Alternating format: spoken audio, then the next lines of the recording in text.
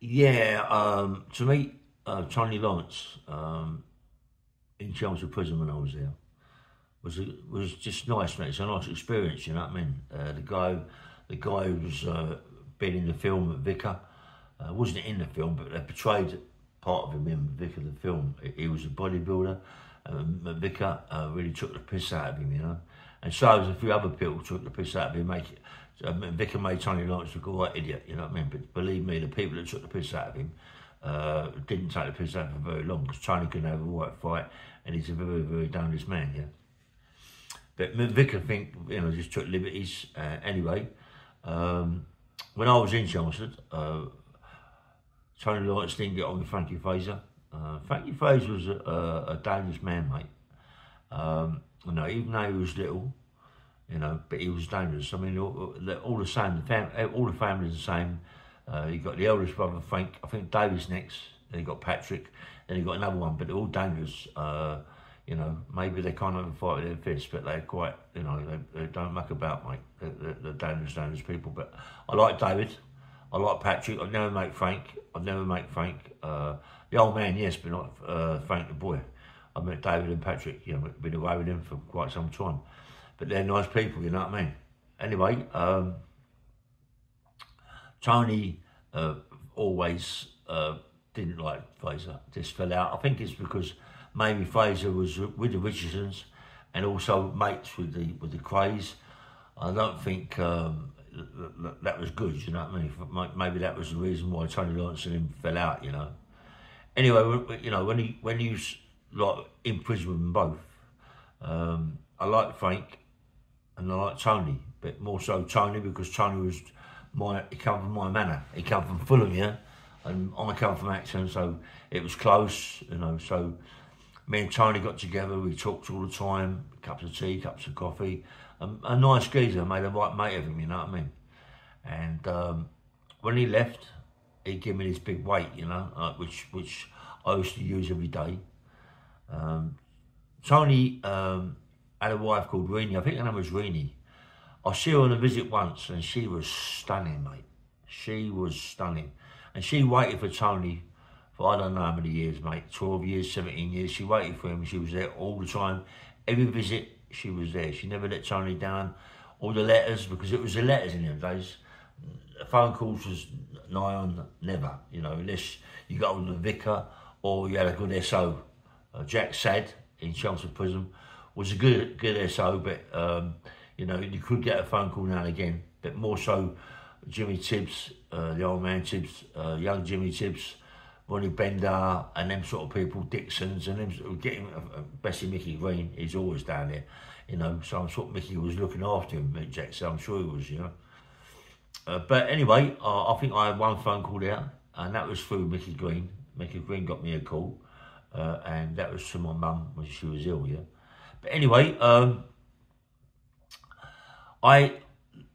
Tony Lawrence went out before the fire, so when there was a fire there and we all moved about, when I eventually come out of the scrubs, I think I come out, I'm quite sure, when it was all at the end of it all. I've been around so many nicks, I forget in the end what one I come out of, you know what I mean? And anyway, I went to my mum's and all that, and then I got a phone number for Tony. I phoned him up, and he said, come and see me, you know what I mean? He said, back at the fire station in Fulham. I went there, and I went to the house, and young, I think it was young Tony, his daughter. It's Tony the daughter and Steve the boy, yeah? I'm sure it was. But she opened the door, the young daughter, Tony. She was beautiful, mate, like a mum, yeah? And anyway, invited me in. When I went into the front room, I couldn't believe it. It was like walking into an armoury, you know what I mean? It was bayonets everywhere, swords everywhere, guns, more like don't work no more, but the guns all over the gaff, you know what I mean? I said, Tony, I said, what's going on, mate? He went, this is how I live, mate, you know what I mean? This is how I live. But I can imagine that when Tony went away, that Reenie, she'd take all them things down, you know what I mean? She'd took all them down and hid them in the bedroom or whatever, because you don't want people coming around the house with all guns over the wall, you know what I mean? But Tony and me really got on really well. You know, talking about things. He was more interested in McVicker, you know, because what McVicker did, McVicker took the piss out of him. And it's strange, isn't it? It's strange that my cousin, Adam Faith, done the film McVicker, you know, and so my cousin was very close with McVicker too, you know what I mean? And so was Roger Daltrey. So, you know, it was a bit funny for me to hear, but this was like, it sort of happened, it was strange the way it happened, you know, because McVicker, you know, he was going to go, mate. You know, he was going to go without a shadow of doubt, you know. And obviously the film was made when I was in prison, you know. And so when I come out of prison, I'm surprised that my cousin never got hold of me for other things. Anyway, cut a long story, just forget all that. But McVicker was close with my cousin, Adam Faith, yeah. And Roger Daltrey and all that little firm. So he was close with my mate Nobby Griffiths, yeah, from Chiswick. I never see him at all, McVicker. All the times I used to go around Nobby's. But anyway, when I come out and I see Tony, the film had already been made, you know, done and everything, because that was a part of it. Because when the film was made, McVicker made Tony Lawrence look a right idiot, you know, just a bodybuilder, complete fool. But Tony Lawrence was with McVicker when they dug the holes and all that game, yeah. And Tony Lawrence was supposed to get out with McVicker, and McVicker fucked it all up, yeah. So obviously he was really pissed off with that as well. But you know, it's all for, you know, sometimes it's done you a favour not to go. You never know what might have happened, you know. So me and Tony, Tony just phoned me up one day and he said to me, look, Ray, I can't have it. I said, what's up, mate? He went, look, at McVicker. He said, last night, you know, I was talking about it, watched the film, and he mugged me off, mate, so much, you know, McVicker. And for me being in prison, and to see the film in prison and mugging me off and people laughing about it, made it even worse, you know. So Ray's got to go, mate, you know what I mean? I said, well, you know, whatever you want to do, Tony, I'm with you, mate. And he went, you know, oh, and I thought he sort of got to go. I thought he was going to give him a what good idea, you know what I mean? It really hurt him. But when we drove to Battersea Park, Tony Lawrence was gonna kill him, I think, you know what I mean? Was gonna kill him. He had rifle in the car and everything. He was like, and I couldn't believe it. And I went, fucking hell, you know what I mean? This is over the top, you know what I mean? And we went to Battersea Park, and but the thing is, Tony, what happened that day, you know, because you remember things. I remember things more so now as I'm talking to you, yeah. When we went there to sort McVicker out, he was there with about 3 people, right? And he was doing all sorts of things on the green, exercises, sit-ups, burpees, leg thrusts, and all that, you know. And he was running around Battersea Park with a couple of other people. So Tony said, well, leave it. It's a bit odd, you know. So we left it, but in a way, I'm glad we did, because that time, he would have killed him without a shadow of doubt, you know. And then, you know, I don't know what would have happened, you know what I mean, after that. Maybe it got worse, well, maybe he'd have killed 3 or 4 people, you know what I mean? You don't know. I mean, he isn't going to leave anybody to grass him up. But Tony was a bit of a dangerous man like that. So anyway, as I say, they was running around the park. We left it, yeah. And so we was going to go round another day. And he phoned me up. We went round there, and we plotted up for McVicker. Plotted up, and he never showed. He never showed, and I think McVicker went downhill. He got ill. He just disappeared for a bit of time. I think he was drinking too much. McVicker was taking drugs. You know, even when we see him running around the park, he didn't look. He looked well. He looked fit. Yeah, but sometimes some people just. Anyway, we heard he was on coke and all that, you know. Anyway, he just thought he disappeared with McVicker.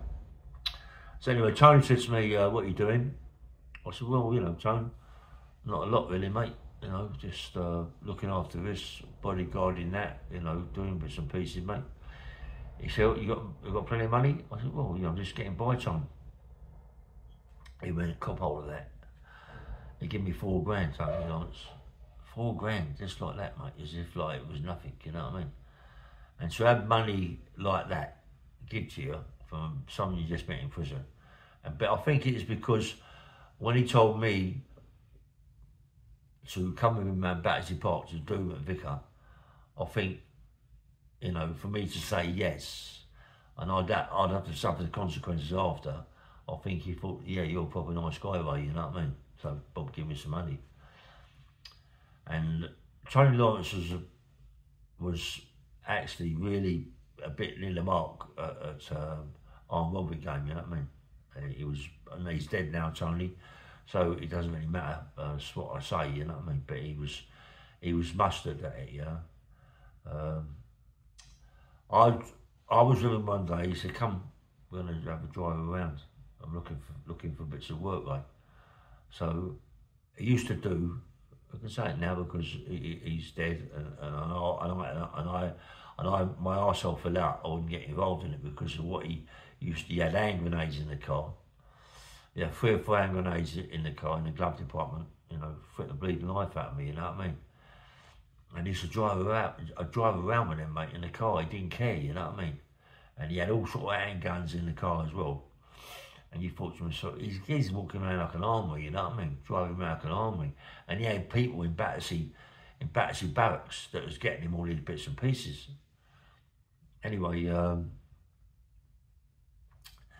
as I say, he was a first class arm robber. I won't say what you should do, because no, I'm not into that. I'm not going to say it, you know what I mean? But he was good at what he did, you know, and he got a lot of money, mate, a lot of money. And he used to work with another guy, and they wanted me to with him, but my arsehole fell out. I got to be straight. My arsehole fell out because of what, you know, using the things they used. I didn't want to, because you knew one day they're going to blow the fucking gaff up, you know what I mean?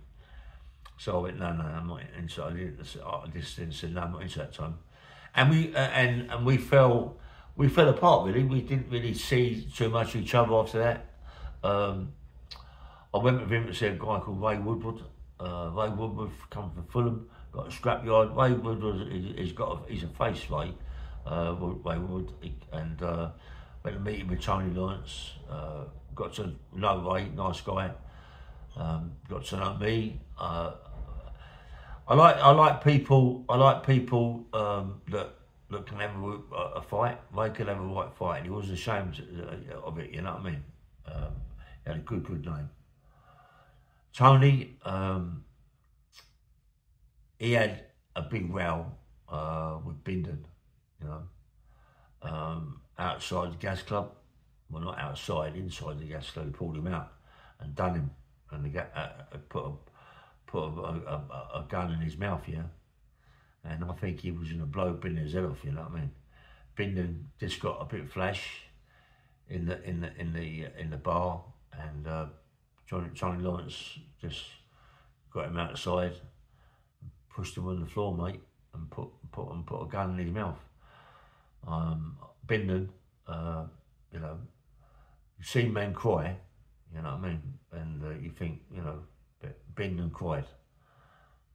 I should think he would do, because, you know, he must know Tony and heard of Tony and this, that and the other, and what goes on. I mean, you know, to be shot by the Sullivans and all that, you know, and work with the Richardsons. People know not to fuck about with them people, you know what I mean? And to muck about with Tony Lawrence, you know, he shit himself, mate. He cried, you know, When I looked down at Bindon, he was crying, you know, he was just crying, mate, fear. And he was lucky, really, that the amount of people that was around there, that Tony didn't put one on his nut, you know. Anyway, that's all, just a quick video, yeah? But there's more to that. I'll have to give a later on thing about Bindon and Tony, you know, what happened, because there's a little bit more that happened. My phone is going a bit dodgy, but I'll try and do a little bit with, if it goes, yeah? What it is, Tony, as I say, Tony and Bindon, Tony put that thing into Bindon's mouth, yeah? And, you know, Bindon shit himself, cried. And then, you know, Tony walked away and said, listen, you know, you're lucky you ain't dead. You know, and I went with Tony and we went around the house and this, that and the other. And then he got a phone call, you know, to meet some people, which I ain't gonna say their names, yeah? He had to meet some people. I went with him. Again, I went with Tony. I was with him 100%. I wouldn't leave him like that, you know what I mean? And he was there, Bindon. And Bindon wanted a straight fight with Tony Lawrence. Wanted a straight up fight with Tony. I think Tony knew that something was not right, yeah? And when Bindon said he wants a straight up fight with him, and Tony said to him, yeah, all right, mate, no sweat. He pulled out another thing, you know, and he was clicking it and nothing was happening, yeah? Nothing happened. I think he wanted to kill Bindon. He was clicking and nothing was going and coming out of it. And then Bindon pulled a big knife out and then Tony Lawrence pulled out an hand grenade. Yeah, mate. Pulled out an hand grenade and he said, well, whatever, you know what I mean? And I went, leave off, son, because I know you pulled that pin, mate, and we all got killed, you know what I mean? And Bindon just like collapsed, mate. He collapsed, Bindon, you know what I mean? Sorry. He collapsed like a baby. You know, Bindon could have a fight, you know, but Bindon, he was a bully, you know. Me and him had a fight, so you know this that now. But Bindon was a bully. I think he thought he could bully. He was so trying to put a gun in his mouth, and I suppose thinking about it, he thought, well, you know, it's me and him out proper. But to call him on the meat, you know, to call him on the meat and then pull out a big thing, and then Tony pulls out a gun and all this, and it becomes like crazy, you know what I mean? And Tony click, and nothing happens. That's the trouble when you get them automatic things, sometimes they jam up. But to pull out an hand grenade as well, you know, that after that, me and Tony just really didn't. After that, I didn't do much with Tony. You know what I mean? I was phoning him up, you know, how are you, and all that game, and then he moved. The whole family moved. I'm not quite sure. We moved down the coast somewhere, and later on, I was told that Tony died of cancer. Someone told me he got his head blown off, but I don't think that was true. I think Stephen put something on my other comments a long time before, saying that his dad died of cancer. I was told that his dad got his head blown off, you know what I mean, by some people, but I believe his son, Stephen. Stephen was a nice kid, mate, you know. Stephen was a nice boy, you know what I mean? I don't know. It's just, it seems weird that you know, the way Tony went, you know what I mean? He did die of cancer, but I suppose he might have died from all the shot. You know, he had quite a few bullets in him still, yeah, in his head and all that. You know, he used to have bad headaches. You know, he was a bit of a schizophrenic psychopath, without a shadow of doubt, mate. You know, he was very, very dangerous. Very dangerous. He's one of the most dangerous men I've ever met in my life, Tony Lawrence, because he had no fear. He had no fear at all, you know. Because if you're going to go to have a fight with someone, you pull out a gun and you don't go, and you pull out an hand grenade, it's a bit different kettle of fish. And Bindon, you know, I think Bindon after that, I think Bindon just collapsed after that. I don't think he lived too much around Fulham anymore. I think Bindon moved out. Maybe that's when he Lady Margaret bought him that flat, bought him that Muse flat, you know. Anyway, bang, bang, rail, nice one, bye.